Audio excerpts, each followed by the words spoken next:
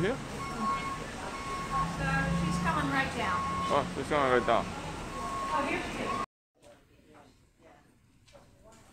So I want you to enforce that, because what we would like to do is speak less and have the students engage more. Okay.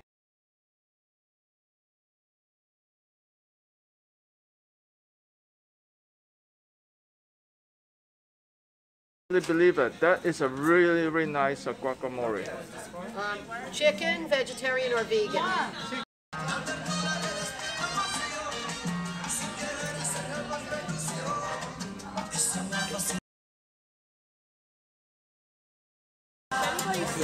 Go ahead.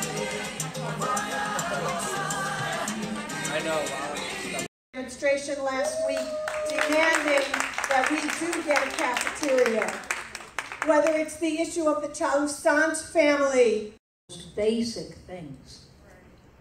Tuition. Why do you have to pay for tuition? You don't in other countries. Why is there no money for this? And why 3 years without a cafeteria? And even then, shouldn't the food be free? I mean, what are they going to charge? They said it was really closed or it hadn't opened because they couldn't make a profit. Well, what kind of an excuse is that? Of unhoused students here at Hostos than any school in the country. So it's a double ask about why this isn't being provided and why there's no money for it to be provided. Thank you for inviting me to come in to speak today. My name is Soo-Hen Lee. 30 years ago, I was a student like you, and I was also a student activist in Los Angeles. But also that time, for a variety of reasons, I also was an undocumented worker for a while. I've done many really nasty jobs, and that's the reasons I also know for many secrets behind the embargo. Why the undocumented immigrants and have all this related with sanctions? Because many countries' hardships has been related to the U.S. imperialism, not only directly military intervention, covert actions, and also all this kind of regime change, but simply also an embargo, sanctions that have been imposing to the country that created the huge economic impact and also kind of psychological warfare that making people have all this kind of social upheaval and then all this kind of different kind of the society crisis that forcing them to leave the country or maybe trick them, lie to them coming to this country because many different reasons they're coming. Not only because of economic hardship, but also psychological warfare that people think U.S. is the best country in the world. That is also part of the economic warfare and psychological warfare packed with the sanctions. So sanctions is a very, very difficult, complicated thing. I travel and work between U.S. and China, and I do many community work, activism work, and I just back from China, from Shanghai, less than a week ago, last Tuesday. So I've been witnessing what difference between in China, in US, in developing world, and imperialist powers. So many people have been asking, because recently, that's because originally I have a script before I came, but because the last couple of days, have been many people ask me, what happened to China's COVID policy, zero COVID policy? So I need to mention some of them because that also related with sanctions, embargo, and economic warfare. That directly related to today, this moment. I wrote the books, me and Sara Flounders and many other activists, we jointly wrote the book Capitalism on a Ventilator 3 years ago, July 2020. That was the time when the height of the COVID. That is why this happened, was going back to the Trump president. That China's-US trade war imposed by US to China against China using different kind of dozen different, even hundreds different type of sanctions, embargo, even directly targeting a private company called Huawei, the high-tech company, kidnapping the CFO of the Huawei in Canada, saying that she's violated the Iran Sanction Act, the US imposing artificial sanctions against Iran. And then also not only targeting Iranian companies, but Iranian as a country, but also targeting any countries, any individuals dare to have business with Iran, saying that it's not U.S. interest, while that's not directly anything to do with U.S.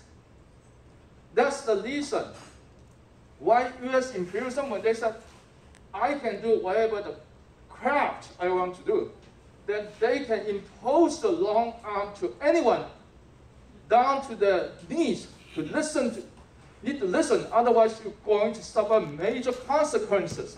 That is a racism. That is an imperialism.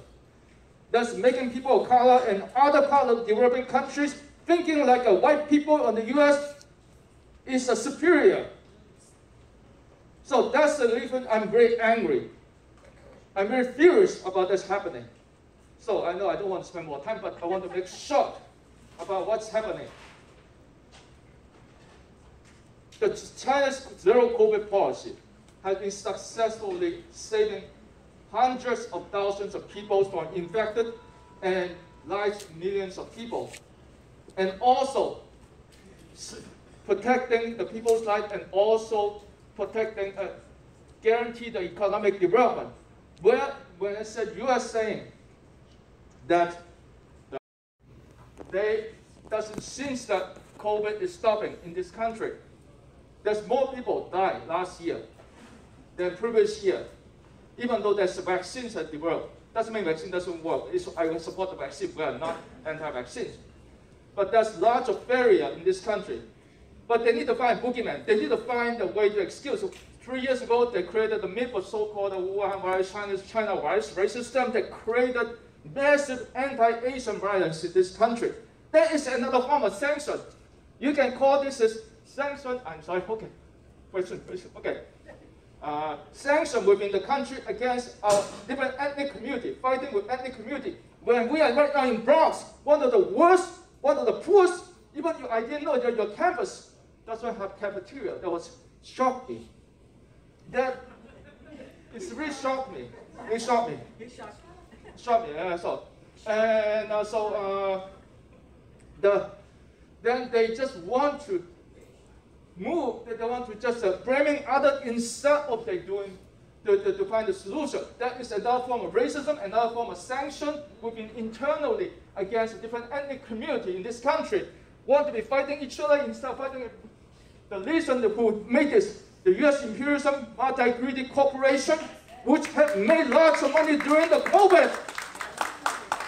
So sorry, okay, got it. I talked too much, so I will cut short. So yeah, the sanction. I hope you can buy this book, because why that's important, not only because we need money to run again, but this is a grassroots movement. If you want to change the world, you need to rise up to do by yourself. People will ask me, where the hell I got the money to do so? I'm money-losing business. I do that for myself. I only passing the bucket, raising my own money, even the credit card debt to do that. Without that, you cannot go to change. You got to do it by yourself. That is when your generation. 30 years ago, I maybe have 1% naive to thinking that I maybe get funded to do this revolutionary work. It never happened. It never happened. I know, 1 minute, done. Okay. So I hope you can support our work, support a book. I wrote a chapter, and then I hope you can read it. And then last thing, also for the documentary, I'm doing a documentary right now, zero budget, minus budget. And if you like to talk, and I would love you to come in to talk to me and with the side.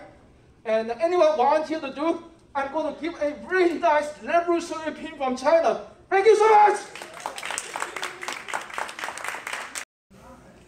I'm a little nervous. I've never done this before. So. But I just want to say thank you to everybody that took their time. Literally, thank you very much, because I was just a regular student and even a regular person from outside that like, oh, like we have all these issues going on, but I don't do nothing about it, you know? So it's like, you know, I was just a regular person. Now I consider myself different because it's like I'm doing different things. I'm doing what I gotta do to make a change in this society, you know? And I'm not only doing it for me, I'm doing it for like, I have a little sister, I'm doing it for her, I'm doing it for my future generation, for my kids if I decide to have. You know, I'm doing it for the future, I'm doing it for the better, you know, and this is what we deserve, you know. We struggle every day, not just in school, we struggle with life. So it's like some people need to talk about you guys. That's what Chile is about. It's building a relationship between everybody and everybody working together for a common goal. So it's not about me, it's about us. While folks were talking about the cafeteria and the Sanctions, nice co-op buildings, yes. By the waterfront, yeah, they're all owned by Brookfield Properties. Throughout the pandemic, they parachuted not-for-profits, including Rap for the Bronx, that handed out food, right? Who knows about Rap for the Bronx? It's probably one of the most biggest right now not-for-profits that's been handing out foods along with City Harvest, right? So these are all tied with developers. These are all getting fundings from.